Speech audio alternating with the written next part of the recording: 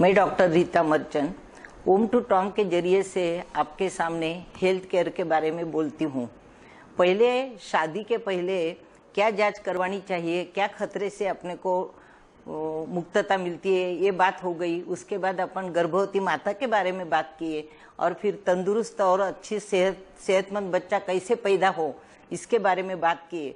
और पहला बच्चा पैदा होने के बाद दूसरा बच्चा जो है कम से कम 3 साल न रहे, इसके लिए उसके बाद में क्या अपने को स्पेस के मेथड क्या क्या है उसके बारे में अपन चर्चा की।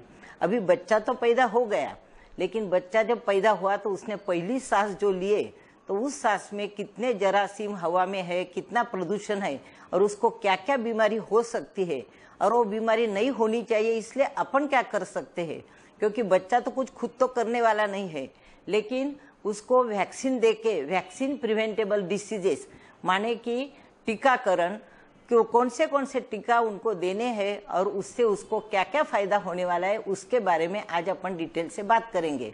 अभी पहले जैसे बच्चा जन्मता है तो पीछे अपन गर्भवती माता के बारे में बताया कि जो पीला गाढ़ा दूध पहले आता है वो बच्चे का पहला टीकाकरण होता है।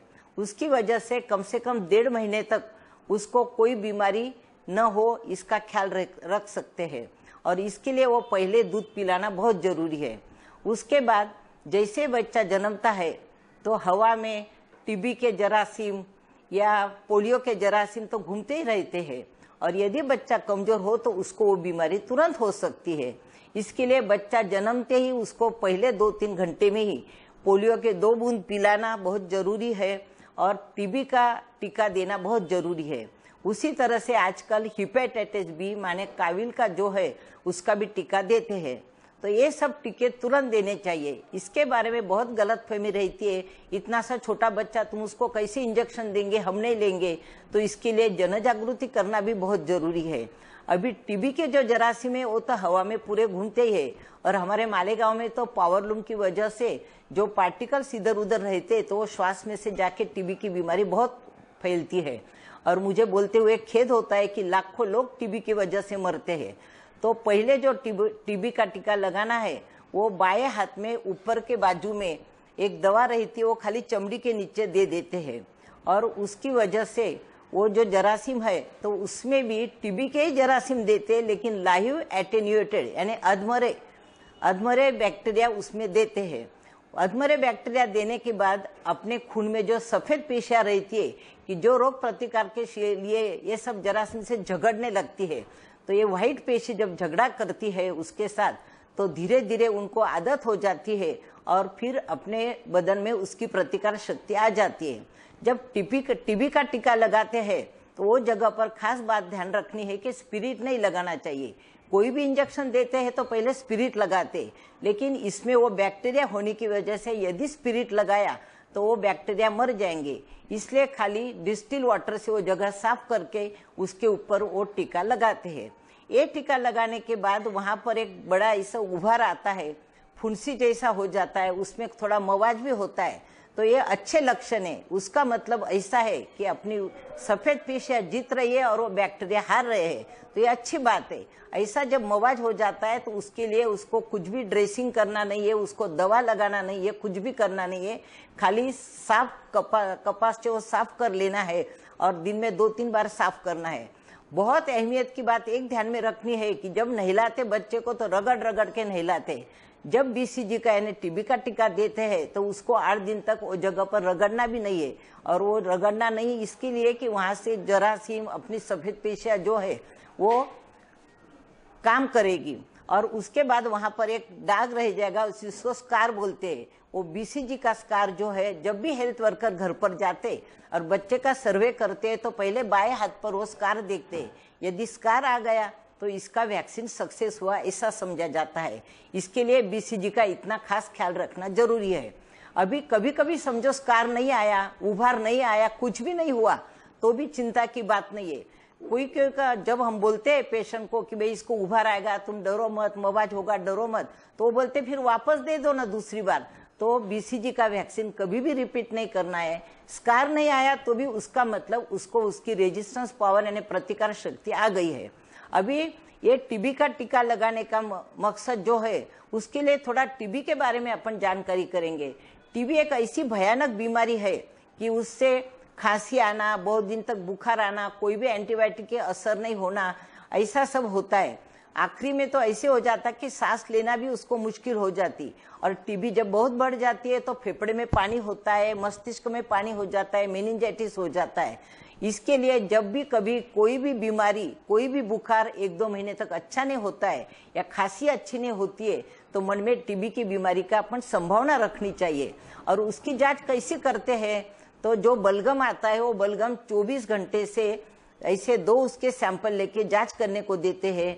एक्सरे चेस्ट का यानी छाती का एक्सरे निकाल लेते हैं। और एक नई टेस्ट अभी निकली है, यानी ऐसी तो पुरानी है लेकिन उसका अभी ज्यादा उपयोग करने लग गए, उसको ट्यूबरकुलिन टेस्ट बोलते हैं।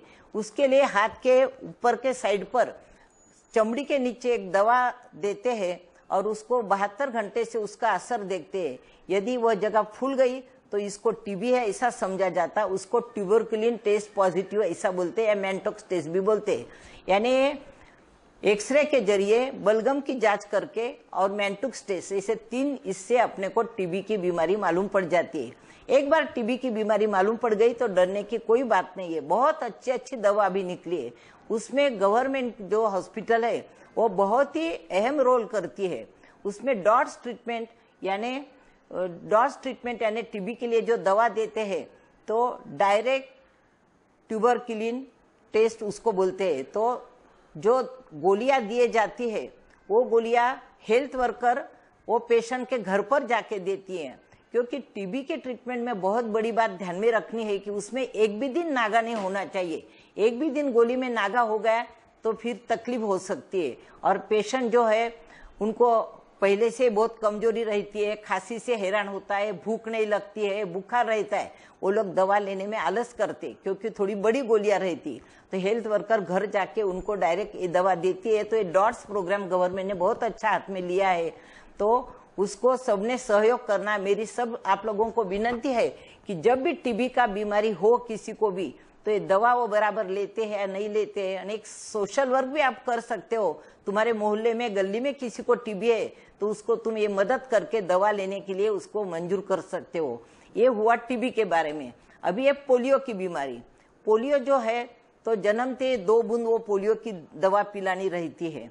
तो 2 बूंद पोलियो की जो दवा है उसमें भी इसी तरह से एटेन्यूएटेड पोलियो वायरस यानी अधमरे पोलियो वायरस देते हैं और खाली 2 बूंद में वो दवा आ जाती है। लेकिन ये 2 बूंद पिलाने के लिए भी लोग बहुत तकलीफ देते हैं, उनको इसकी समझ नहीं रहती, अहमियत नहीं समझते। ये 2 बूंद पोलियो के पिलाने से पोलियो की बीमारी जो है वो नहीं होती है।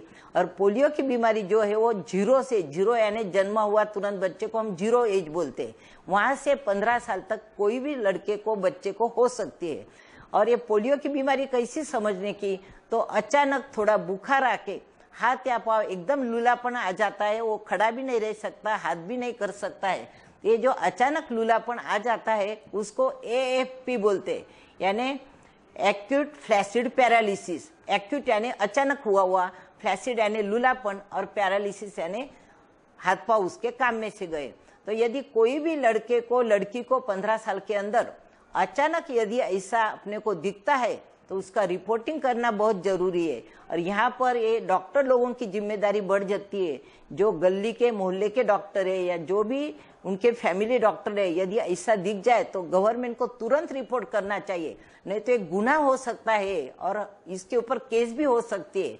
तो ये AFPPG केसेस है, उसका रिपोर्टिंग होना बहुत जरूरी है। लेकिन घबराना नहीं, यदि AFP है तो उसको जरूरत नहीं कि पोलियो होगा ही, उसको दूसरी भी वजह हो सकती है, लेकिन अपने दिमाग में पोलियो ही रखना है।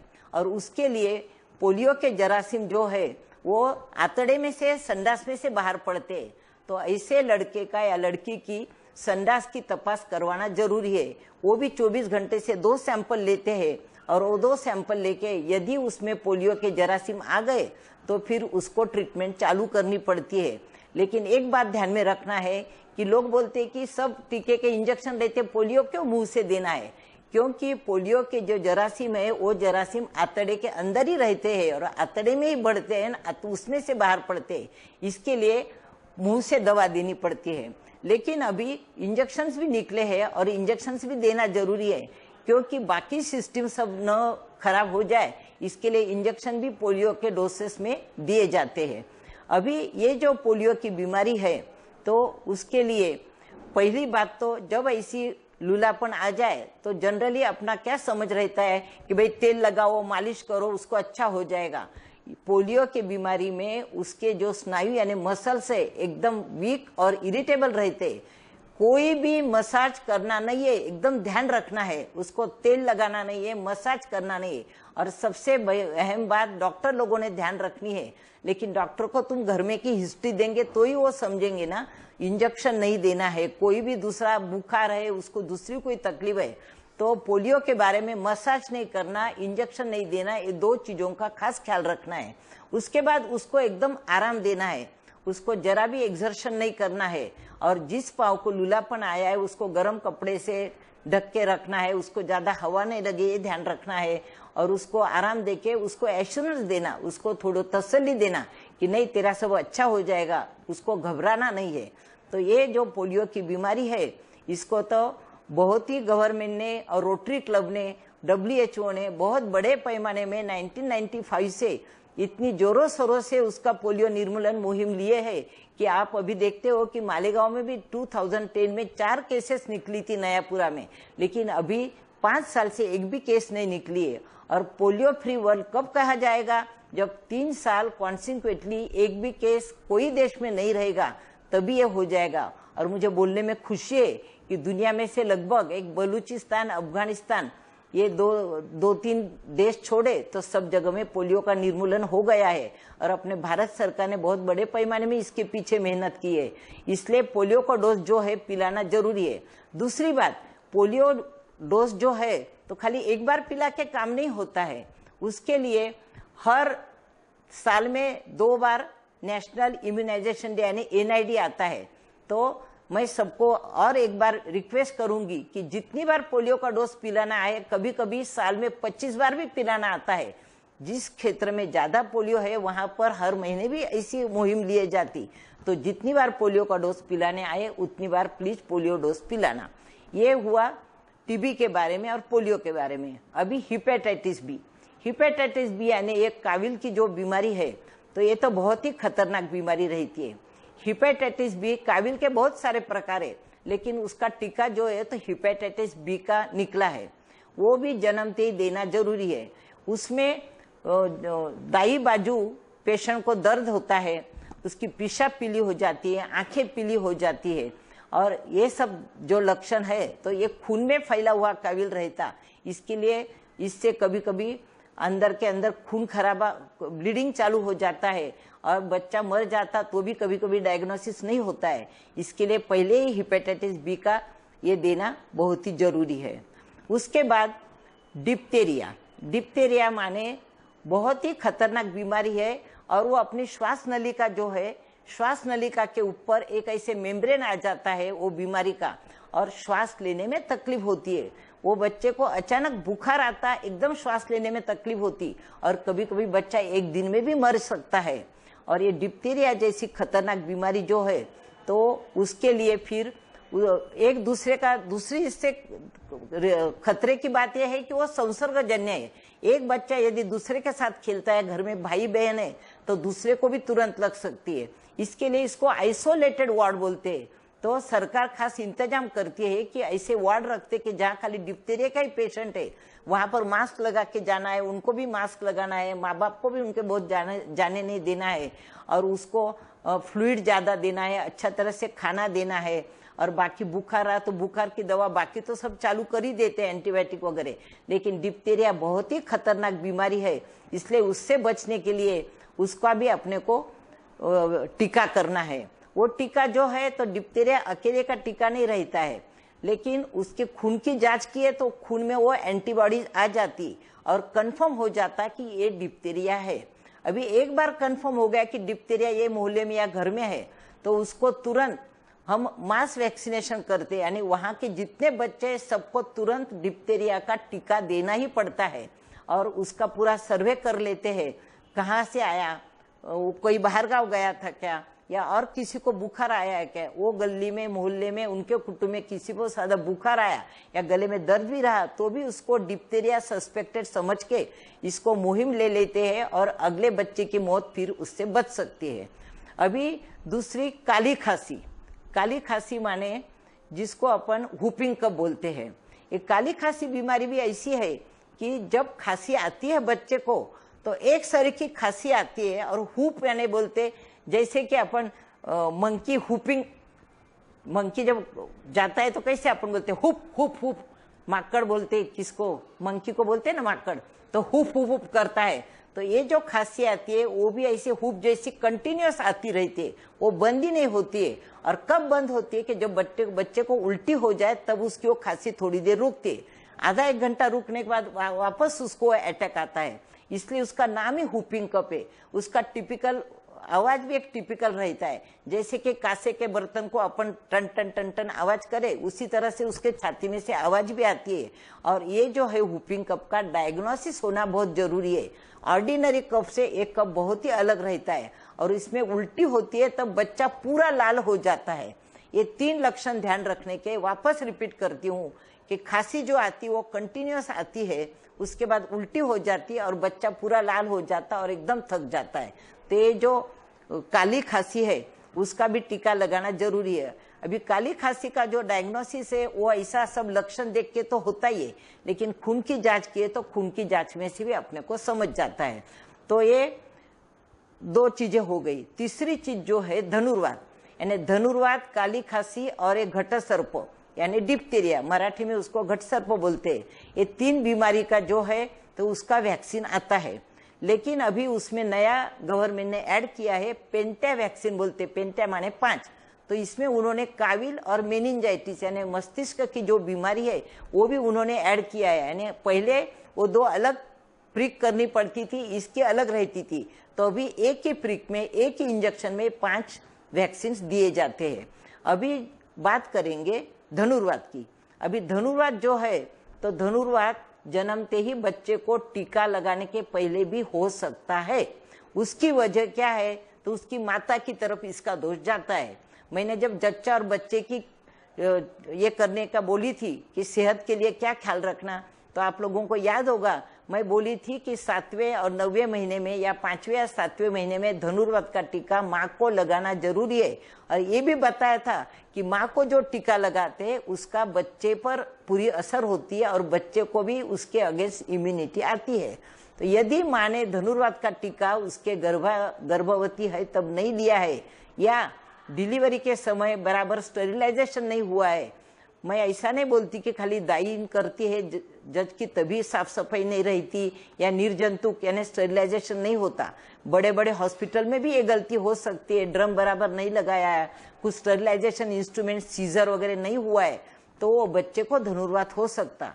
और बच्चा जैसे ही जन्मता है तो 3रे दिन से 28 दिन तक कभी भी उसको झटका आ सकता है, हाथ पांव उसके टेढ़े हो जाते हैं और उसका ये जो धनुर्वात है उसकी श्वास नलिका पर, श्वसन सिस्टम जो है उसके ऊपर ज्यादा असर होती है और उसका श्वास बंद होके उसको मृत्यु भी आ सकती है। इसके लिए इसको नियोनेटल टिटेनस बोलते हैं। याद रखो, नियोनेटल यानी बच्चा जो जन्मा है उसका ये धनुर्वात होता है। तो धनुर्वात की वजह माता की गलती या तो फिर डिलीवरी करने वाली की जचकी से बच्चा बेचारा ये हो जाता है, उसका टारगेट हो जाता है। इसके लिए 3 या 28 दिन के अंदर बुखार आया या कभी उसको झटका आया तो तुरंत उसका इलाज करना चाहिए। ये भी जो है तो खून की जांच करके उसमें भी टिटेनस के एंटीबॉडीज आती है और समझ जाता है। इसको बहुत जरूरी है कि आइसोलेटेड रखना, आराम करना और उसको जो है कि बहुत ऐसे वातावरण में, हवा में उसको एक्सपोज नहीं करना है। तो धनुर्वात के लिए ये भी ध्यान रखना बहुत जरूरी है। ये हुआ नियोनेटल टिटेनस के बारे में। लेकिन जब बच्चा बड़ा भी होता है तो कभी कुछ गंज आया हुआ लोखंड लग जाता है या कुछ मिट्टी जाती है उसमें, या सादी जख्म हुई है उसमें कोई मिट्टी गई, कुछ इन्फेक्शन हो गया, तो उसकी वजह से भी धनुर्वात हो सकता है। और ये जो मैं माता के लिए बोली तो अभी गवर्नमेंट ने एक दूसरी मुहिम हाथ में लिए है, 10 ईयर एंड 16 ईयर लेडीज के लिए धनुर्वात का टीका लगाना। इसके लिए स्कूल में जाके 5वीं 6ठी के जो लड़कियां हैं उनकी 10 साल की उम्र रहेगी और 9वीं 10वीं के जो है उनकी 15 या 16 साल की रहेंगी। तो ये धनुर्वात का टीका हम लोग जब गवर्नमेंट सर्विस में थे ना, अभी भी ये चालू है। हर एक स्कूल में जाके 5वीं 6ठी के बच्चों को और 9वीं 10वीं के बच्चों को ये धनुर्वात का टीका लगाना बहुत ही जरूरी है। इसके लिए पेरेंट्स का हमें कोऑपरेशन चाहिए, टीचर्स का कोऑपरेशन चाहिए। कभी कोई स्कूल भी परमिशन नहीं देती है, ऐसा नहीं होना चाहिए। जब वो लड़कियों को तभी टीका दिया जाता है, तब जब वो प्रेग्नेंट रहती है तब भी और टीका लेना है। तो इसकी वजह से उसको जो पूरा प्रोटेक्शन मिल जाता है, उसको प्रोटेक्शन मिलेगा तो बच्चे को प्रोटेक्शन मिलेगा। तो इसके लिए ये है टिटेनस का। तो ये एक बीमारी हो गई। इस तरह से जन्मते ही BCG, पोलियो और हिपेटाइटिस का दे दिया। उसके बाद जब बच्चा 1.5 महीने का हो जाता है, क्यों 1.5 महीना, उसके पहले क्यों नहीं देते? क्योंकि माँ के दूध में से उसको 1.5 महीने तक इसकी प्रतिकार शक्ति मिलती है। 1.5 महीने के बाद ये अपने को पेंटा वैक्सीन देना है, वापस एक पोलियो पिलाना है और इंजेक्टेबल पोलियो भी देना है। इतने 3 चीजें 1.5 महीने के बच्चे को देना है। उसके बाद जब 1 महीने से यानी 2.5 महीने का बच्चा हो जाता है तो इंजेक्टेबल पोलियो नहीं देना है, लेकिन ये पेंटा वायरस और पोलियो का डोज पिलाना वापस करना है। फिर तीसरा डोज जब आता है यानी 3.5 महीने का बच्चा हो जाता, तब सेकंड डोज इंजेक्टेबल पोलियो का देना है और ये वापस सब रिपीट करना है। इतना सब वैक्सीन देना बहुत जरूरी है। अभी जब 9 महीने का बच्चा हो जाता है तो समूहा यानी मीजल्स, जिसको अपन गोवर भी बोलते हैं, समूहा बोलते हैं, मीजल्स बोलते हैं। तो इसमें क्या होता है कि बच्चे को बुखार थोड़ा थोड़ा आता है, कभी कभी एकदम बढ़ जाता है बुखार, लेकिन शरीर पे ऐसे दाने आते हैं। एक बात ध्यान में रखना, एलर्जी के दाने अलग रहते, वो भरे हुए मवाज के रहते या पानी से भरे हुए रहते। मीजल्स के जो दाने आते वो कड़क रहते और लाल रंग के रहते। तो ये डिफ्रेंशिएट करना, डायग्नोसिस बहुत जरूरी है। इसमें कस लग जाता है डॉक्टर लोगों का, अच्छा होशियार डॉक्टर रहा तो ये करेगा डायग्नोसिस, नहीं तो फिर कुछ एलर्जी है, कुछ मवाज होगा, ऐसा करके वो छोड़ देते और दूसरी ट्रीटमेंट हो जाती। तो मीजल्स के जो दाने हैं वो दाने हाथ पैर में ज्यादा आते, पेट पर और पीठ पर आते, पाँव पर लगभग ज्यादा नहीं आते हैं। तो इसका भी डायग्नोसिस होना बहुत जरूरी है। और 9 महीने का जब बच्चा हो जाता है तब ये मीजल का वैक्सीन लगाना बहुत जरूरी है। और मीजल्स जो बीमारी होती है तब उसका नाक में से पानी आना, आंखें लाल होना, बुखार होना, वो खाना नहीं खाता है, ये सब लक्षण भी जब ध्यान रखना बहुत जरूरी है। तो ये मीजल का टीका भी जो है समूहा का टीका लगाना जरूरी है।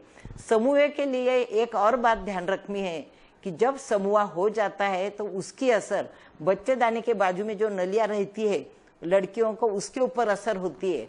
और पुरुष को जो है तो जो वास डिफरेंस यानी शुक्राणु ले जाने वाली जो नलियां है उसके ऊपर भी उसकी असर होती है। और ये जो असर होती है तो उसके अंदर वो कभी कभी नलियां बंद होके आगे बच्चा नहीं हो, ऐसी भी संभावना होती है। उसी तरह से एक रूबेला करके भी बीमारी है। अभी रूबेला जो बीमारी है उसमें भी दाने आते हैं, लेकिन उसके दाने जो रहते तो खाली पीठ पे इसके ऊपर आते हैं और वो लाल रंग के दाने नहीं रहते, थोड़े सफेद रहते। मीजल का ही भाई बंद है वो, लेकिन रूबेला ज्यादा खतरनाक है। और अभी मुझे आपको मालूमात देने में हर्ष होता है कि नवंबर महीने में गवर्नमेंट बहुत बड़े पैमाने में 1 साल से लेके तो 5 साल तक के सब बच्चों को और 5 साल से लेके 15 साल तक उसके डोसेस अलग अलग है, इसलिए मैं एज ग्रुप अलग बोल रही हूँ।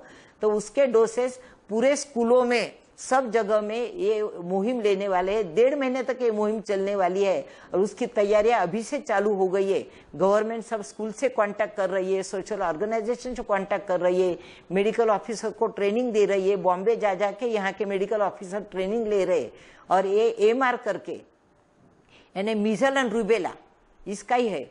अभी एमएमआर जो वैक्सीन है उसमें मीजल, मम्स एंड रूबेला ये अलग है। ये खाली एमआर की स्कीम चलने वाली है, नवंबर महीने में 1.5 महीना चलेगी। तो आज जो जितने सुनने वाले हैं सबको मैं बोलती हूँ कि जब ये नवंबर महीने में स्कीम आएगी तो आप खुद होके अपने बच्चों को, लड़कियों को लेके जाके ये वैक्सीन करवाना बहुत ही जरूरी है। इसकी मालूमात तब तो जन जागृति होगी, पैम्पलेट छपेंगे, सब हो गए, लेकिन आज आपको ये मालूमात पड़ रही है तो आप अपने एम में रखिए और एमआर का जो वैक्सीन है उसका बराबर उपयोग करें। अभी एमएमआर करके एक वैक्सीन रहता है, उसमें मम्स यानी गाल फुगी बोलते, ये बीमारी सबको मालूम है। कान के नीचे और गाल के वहां बड़ी सूजन आ जाती है। इसमें बच्चे को तकलीफ नहीं होती, दर्द नहीं होता है, इसलिए उसको कुछ समझता नहीं है। लेकिन माँ जब कभी नहलाती तब उसको ध्यान में आ जाता है कि यहाँ पर गठान जैसा लगता है। उसको बुखार जरूर बाद में आता है, दर्द भी होता है, लेकिन ये एक बाजू आया तो दूसरी बाजू भी आ जाता है। और एक को आया तो ये भी संसर्गजन्य बीमारी है, तो उसको भी, दूसरे बच्चों को भी ये हो सकता है। और जो उसके अंदर पानी अच्छा पिलाना है, सब करना है जरूरी, ये सब बातें हैं।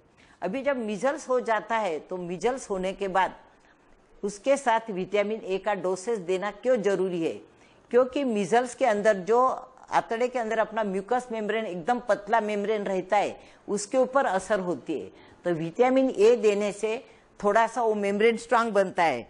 तो कैसे देना है? तो जब मीजल्स अच्छा हो जाए 10-12 दिन में, तो उसको 24 घंटे के अंदर एक डोज विटामिन ए का पिलाना है। एक लिक्विड रहता है, एक चम्मच आती है, बाटली आती है और चम्मच आता है, एक चम्मच भर पिलाने का है।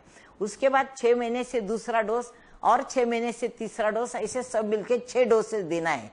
लेकिन जिनको मीजल हुआ है उनको 24 घंटे के अंदर 2 डोसेस पहले दे देते हैं।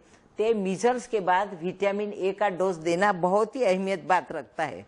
दूसरी एक बात है कि इसके डोसेस अलग अलग रहते हैं।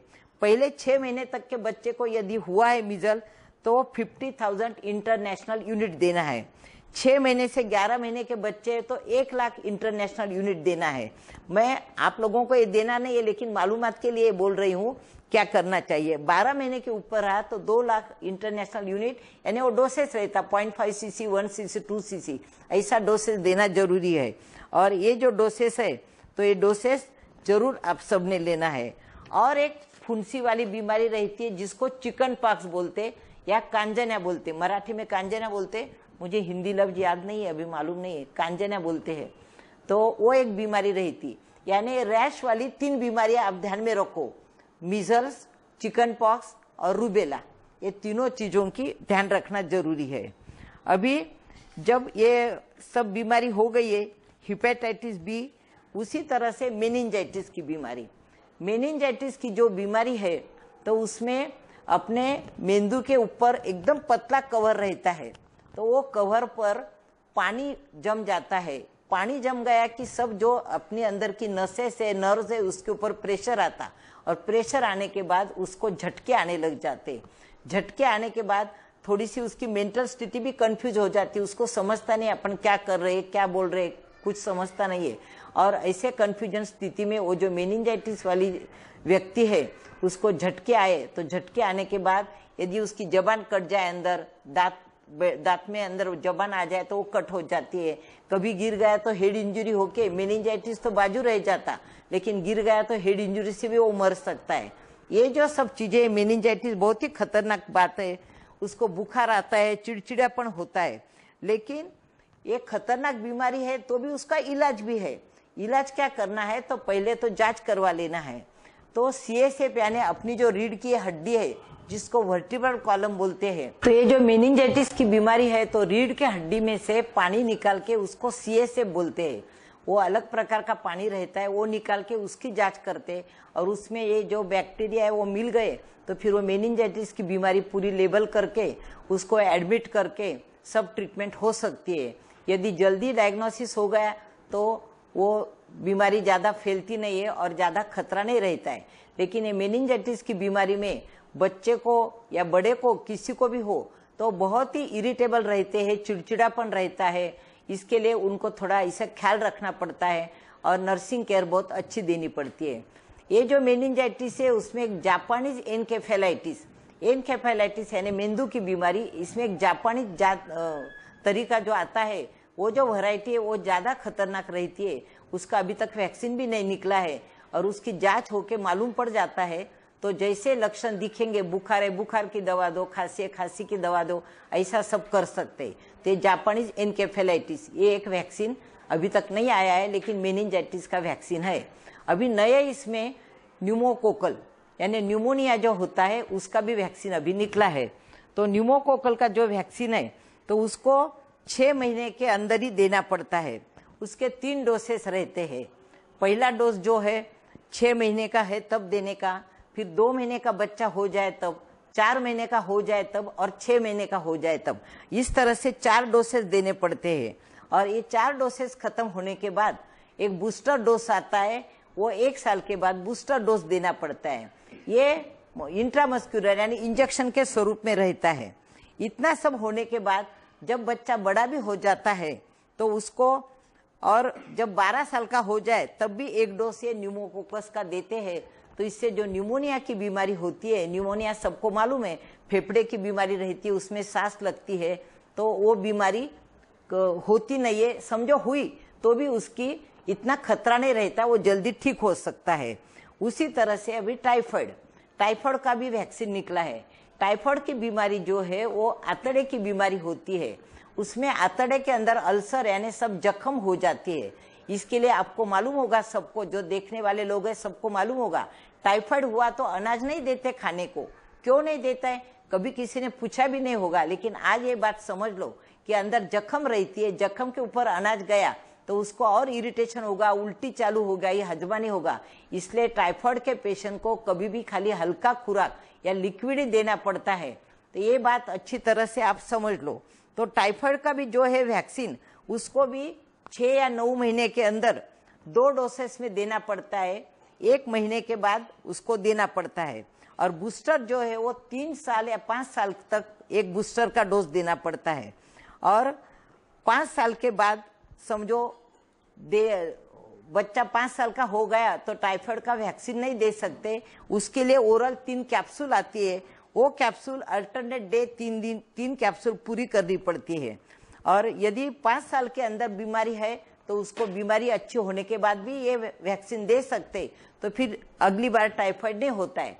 तो भी टाइफाइड एक ऐसी बीमारी है कि उसका रिकरेंस हो सकता है। एक बार तुमको हो गया टाइफाइड तो तुम ऐसा मत समझो कि तुमको जिंदगी में कभी नहीं होगा, तो टाइफाइड का रिकरेंस हो सकता है। उसके लिए फिर ये जब बच्चा बड़ा हो जाता है तो उसको वैक्सीन नहीं देते, लेकिन 3 कैप्सूल जो है उसका कैप्सूल अपन दे सकते हैं। ये सब नए वैक्सीन निकले हैं, उसका सबको ख्याल होना चाहिए। और एक नया वैक्सीन निकला है रोटा वायरस तो इतना खतरनाक वायरस है कि उससे जब संडास हो जाती, डायरिया हो जाता है तो बच्चे का बचना बहुत ही मुश्किल हो जाता है। अभी बहुत अच्छे अच्छे ड्रग्स निकले हैं, तो भी हमने देखा है कि ऐसे खतरनाक बीमारी से 100 में से 50 बच्चे तो मर ही जाते हैं। इसके लिए रोटा वायरस जो है उसका वैक्सीन देना जरूरी है। ये बहुत कॉस्टली रहता है, अभी तक सरकारी तौर पे नहीं मिलता है। एक बात भूल गई मैं, न्यूमोनिया का भी सरकारी तौर पे अभी तक नहीं चालू किया है, उसका 2.5 से 3 हजार का खर्चा रहता है। और ये प्राइवेट डॉक्टर सब रखते हैं, और डॉक्टर रखते हैं तो वो दे ही देना चाहिए, क्योंकि सिंगल डोज है।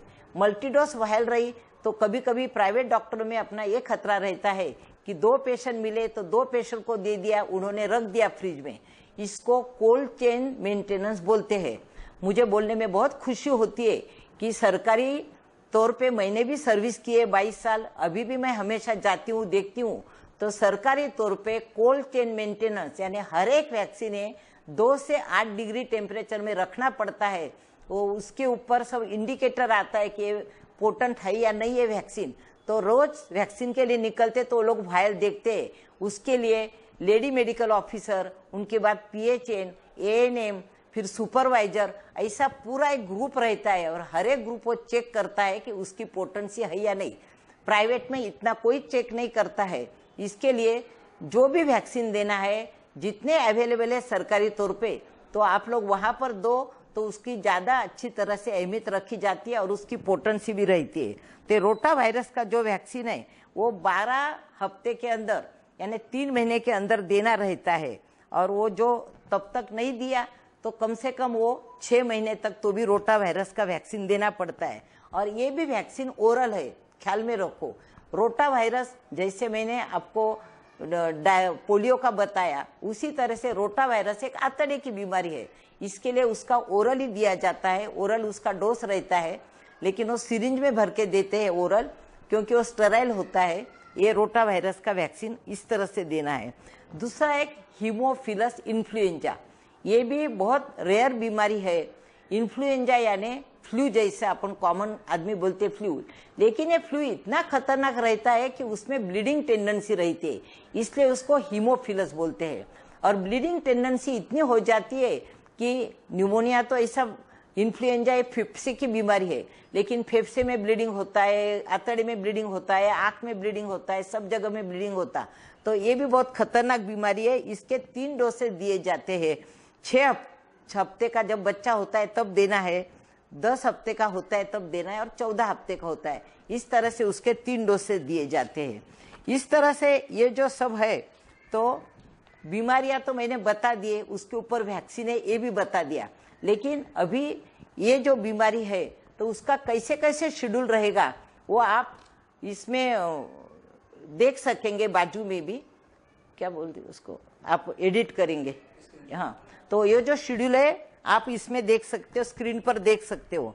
जैसे बीसीजी का जो है तो जन्मते ही दिया, बराबर है।